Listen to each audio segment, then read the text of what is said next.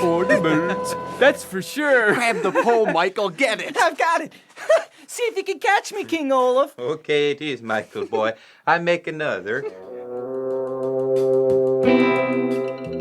Look, he's at it again. Another one of his stupid poles with grain on the top. Don't worry, I'll fix him this time.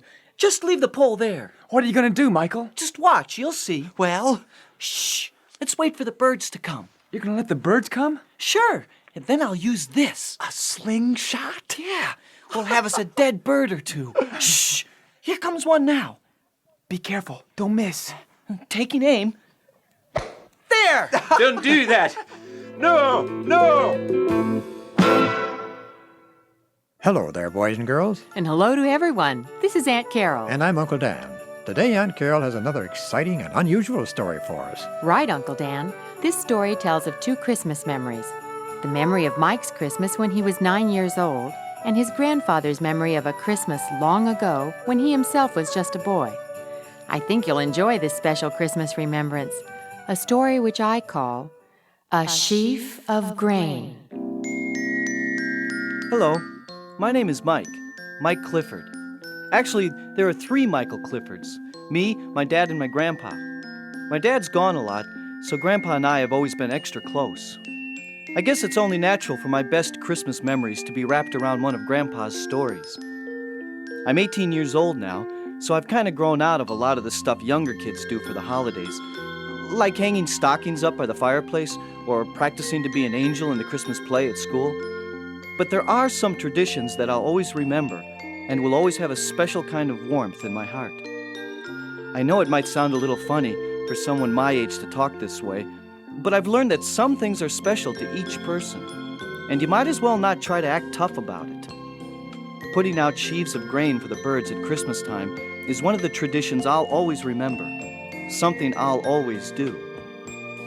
I know that most of you probably haven't heard of that particular tradition, but after I tell you my story, I think you'll agree that sheaves of grain and miracle mean about the same thing to some of us out here in ranching country. I can remember the Christmas I was 9 as clear as anything. Mom was in the kitchen baking cookies, and I was looking out the window at the snow swirling around the yard light at the end of the drive. Mom! Yes, Mike, what is it? Do you think Grandpa's back at the station yet? Well, I suppose. Can't you see if the car's in the drive? Nope, I can just see the lights over the pumps at a station. The snow's blowing too hard to see anything else. Well, let me take a look. Well, I don't know. I can't quite see either. Oh, Mike, this storm is really something. Do you think we'll be snowed in? I don't know. It's possible, I suppose. Oh, look, there's Grandpa's truck pulling in at the station now. Oh, boy! Mom, can I go down and stay with him till he closes up? Please, please? Oh, whoa! I'm way ahead of you. I already dried your coat and mittens so you could put them back on. Hey, great! You'll find everything ready for you on the bed. Wow, Mom! Thanks! You be careful now. I'll watch you on your way so I know you make it there all right. We don't need a lost boy tonight. Aw, Mom, I won't get lost. It's just a little ways. Do you think it'd be all right if I put the sheaf of grain out before I go? Dad isn't home yet, and Oh, yes, Mike. I'm sure your father wouldn't mind. And I wouldn't be surprised if the reason you want to go down to visit Grandpa is so you can hear him tell his favorite Christmas story all over again. Well, maybe. Sometimes I think we put the grain out more to please Grandpa than to feed the birds. Oh, no, Mom. The grain is for Olaf. Yes, Mike, I know all about Olaf, but everybody knows he's dead. Nobody could have lived through that storm. No! Mom, don't ever say that. Grandpa always hopes for a happy ending to his story. Yes, well, I know. Anyway, run along. The sheaf is in the garage. Just push the pole in the snowdrift out in front of the house. Oh, you and Grandpa be home by 10, okay? Okay, Mom. I pulled on my coat and mittens, went to the garage, and took the pole with the sheaf tied to it. When I opened the garage door leading to the front yard, I could hardly see in front of me. But I struggled over the drifts and stuck the pole in the snow right out in front of the living room window. Mom waved and smiled, and I headed towards the station. I thought to myself that this was a Christmas Eve just like the one in Grandpa's story. I kept my eyes on the lights at the station and was about there when I saw this big white car pull up. Hey there, young fella. Is the station open? Sure. Grandpa doesn't close until 9:30. He's inside. Oh, I see. Well, then let's go in.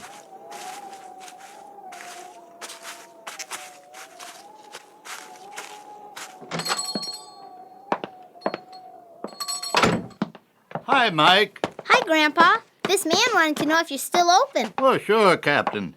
What can I do for you? Captain?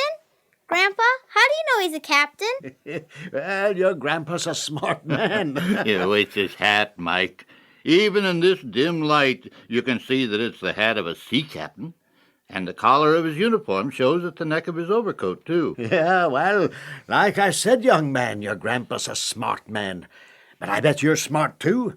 At least I hope so, because I have a question for you. Oh, what? Well, as I was driving through this area, I couldn't help but notice the grain. Yeah, I mean, the sheaves of grain on the poles. Is there a special reason why everybody here does that? It's a little unusual. Oh, yeah! Grandpa, tell him! Oh, well, it's a long story. I'm not sure Oh, that no problem, really. The storm is too bad to drive in tonight. I'm staying in a room at the motel down the road, so I got a whole evening to kill. Besides, there's always time for a story. Oh, you're a man after my own heart. Come on, let's get your coat off. Yeah. Why, you must just about be frozen through. Oh, no. I'm used to some pretty rugged weather before the mast. The years at sea have hardened me, except, I hope, for my heart. Yes. Well, I suppose it is good to have a kind heart. Well, let's hear your story, Mr. Oh, I'm sorry. I'm Mike Clifford, young Mike's grandpa. And you're... Well, just call me Captain. That's the only name I've gone by for years. Well, okay, Captain. I guess I've got to tell you that this story is well, I don't know how to say it. This story is just such a part of me, no matter what I'm doing. It's not very far below the surface, even though it happened a long time ago.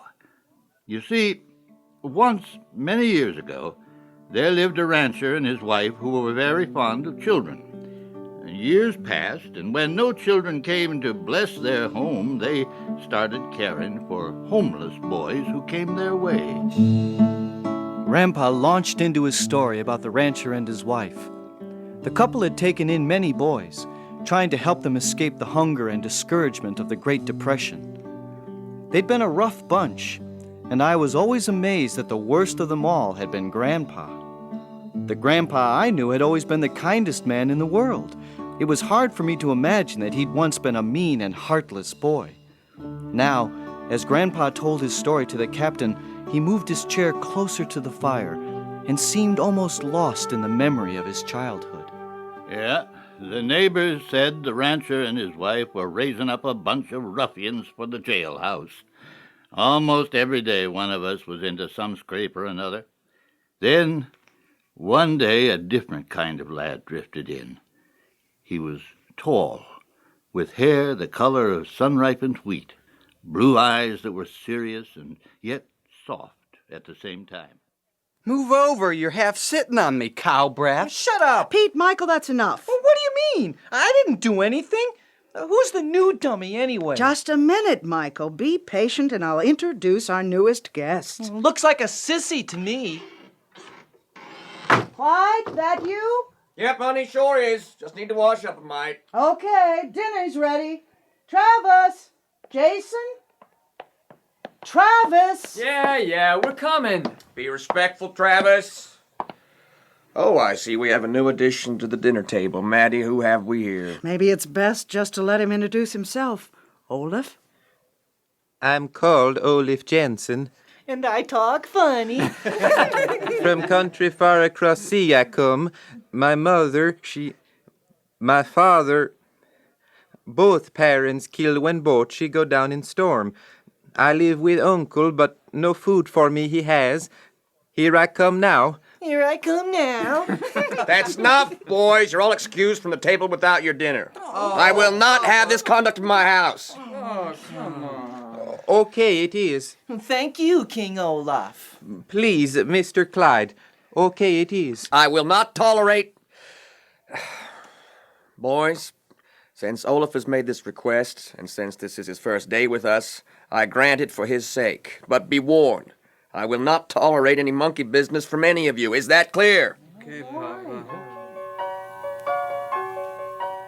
From that moment on, all of us boys made life miserable for Olaf. He wasn't like we were. He was strangely quiet and gentle. It was almost like flowers bloomed and birds sang when he was around. He said "ya" instead of "yes," and sometimes spoke in a strange foreign tongue. We didn't like him at all, but we knew that the rancher and his wife had a special feeling for him. Well, that made things even worse. Whoa! Hold on there. Whoa, Nellie. Travis, Michael, give me a hand. I can't get these two hitched up. Yeah, okay. Oh, where's Olaf? Isn't King Olaf the one who can handle horses? Michael, that's enough. Whoa! Whoa! Travis, watch out! Oh, she kicked me good that time. I can't stand up. Michael, quickly, get Olaf, hurry! Olaf! Olaf! Hurry, Olaf! Coming I am. Shh, now. My babies, my little ones. Shh. Shh. There. Mr. Papa, okay you are? Yes, thanks. Travis, okay you are? Somehow it seemed to irritate all of us boys that Olaf had such a special relationship with animals. It was something he had that none of the rest of us did, and we were all jealous, I guess. Please, Mama Clifford, a bottle you have for babies? You mean a regular baby bottle, Olaf? Yes, for babies to suck milk. Well, yes, I guess I might have an old one in the cupboard. Here. My goodness, I'd forgotten just how little Travis was when he came to us, still on the bottle. It is okay for me to have? Of course, Olaf. You have some surprise planned? Something to show us? Yes, in barn, a surprise I have. You come? Yes. I'll be there in just a minute. You go on ahead.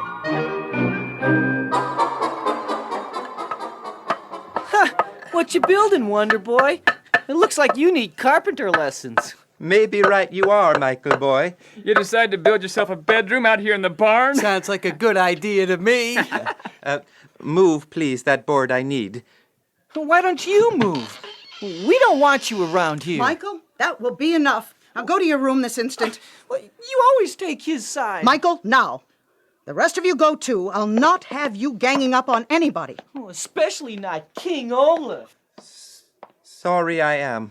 Always trouble I cause. Forget it, Olaf. Now, show me your surprise. See, I build special stall. Oh, yes, I see that. But why do you need a baby bottle in a stall? Here, in the corner is my surprise. See? Olaf, a calf. Where on earth? On range I find her.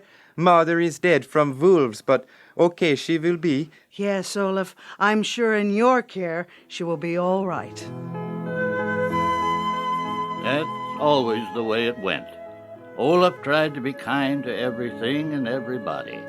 We always badgered him, gave him a bad time, and tried to make him feel as unwelcome as possible. And the rancher and his wife tried to make life livable for Olaf. Yeah, well, why didn't Olaf fight back? One day he did. One Christmas Eve, snowy and cold, very much like today. Olaf had attached a sheaf of grain to a pole and stuck it in the ground near the ranch house. For the birds, he said. It is the custom in the country of my people, he told us. But we boys only laughed at him. For the birds. That's for sure. Grab the pole, Michael. Get it. I've got it. See if you can catch me, King Olaf. Okay, it is, Michael boy. I make other. Look, he's at it again. Another one of those stupid poles with the grain on the top. Don't worry. I'll fix him this time. Just leave the pole there. What are you gonna do, Michael? Just watch, you'll see. Well, Shh. Let's wait for the birds to come. You're gonna let the birds come? Sure. Then I'll use this. a slingshot? Yeah. We'll have us a dead bird or two. Look, here comes one now. Shh. Be careful. Don't miss. Taking aim. There! Don't do that. No, no. It's dead. Michael, boy, too far you have gone. You. Watch out, Michael! Olaf, stop! You're gonna kill him, Olaf! Stop it! Right you are. I quit. I go now. I bring only unhappiness to this place. My heart, it is sick. When it heals, I come again, maybe. I go now.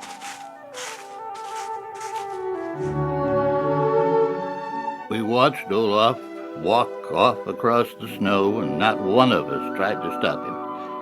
My friends hauled me up to my room, and it was a full hour before I could even talk straight. I knew then what I had only suspected before. Olaf was 3 times as strong as any of us. He could have whipped us all, yet he had always tried to be kind. And we had never been nice to him, not once. I teased him constantly, called him King Olaf, but he only smiled and gently called me Michael boy. We never included him in anything we did. Travis, Pete, and I watched the snow falling outside the window. We slowly became aware that the flakes were coming faster. The wind was blowing harder. And finally, when we were certain a Christmas blizzard was developing, we knew what we had to do. The little Lord Jesus asleep on the hay. Well, Maddie, another Christmas is nearly here, and... Well, boys, want to join Mother and me as we sing a few Christmas carols? No. We have something to tell you. Well, okay, what is it? It's about Olaf. Well, what about him? Where is he anyway? That's what we wanted to tell you. He left. He's out there, in the storm. Oh, Clyde! What happened? There was a fight, and he left. He's only got his work coat on. He's gonna get lost. He'll freeze. Clyde, what are we going to do? Don't worry, Maddie. I'll go after him. It's 20 miles to the nearest town, but Olaf knows the way. Unless the blizzard wipes it out. I know. Be careful. Oh, Clyde, be careful. I will. Boys, where have I failed you?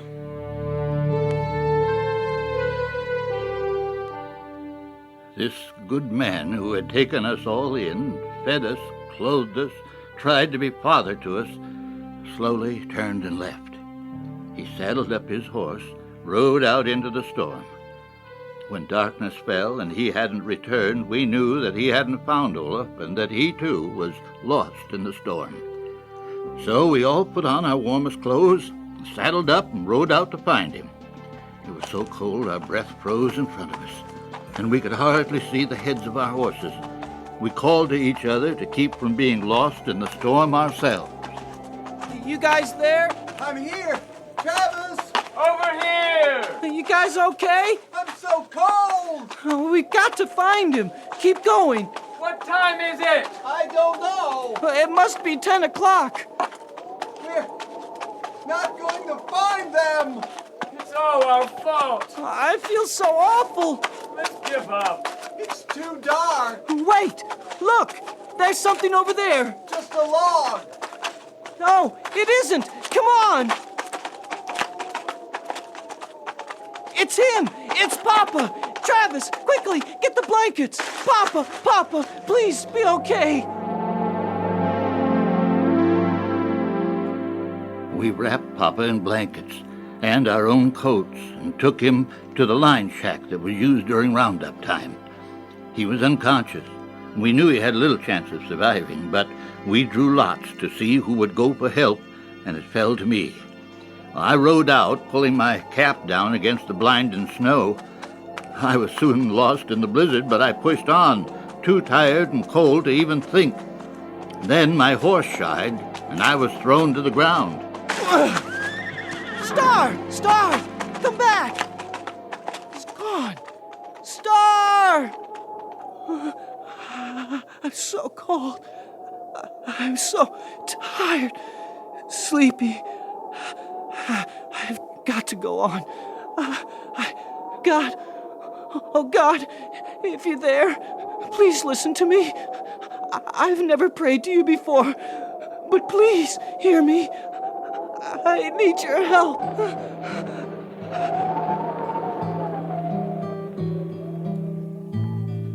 I struggled to my feet and began to stumble on through the storm. I prayed all the way for my friends, for Papa, for me, especially for Olaf. But soon my strength was gone. I fell to the ground, my face buried in the snow, my body numb. It was several minutes before I was aware that my right hand had closed around a large, upright stick. I lay there holding on to that smooth stick, just barely conscious, and then, using the stick to pull myself up, I tried to stand. It was then that my hand touched the top of the stick, and my heart nearly stopped.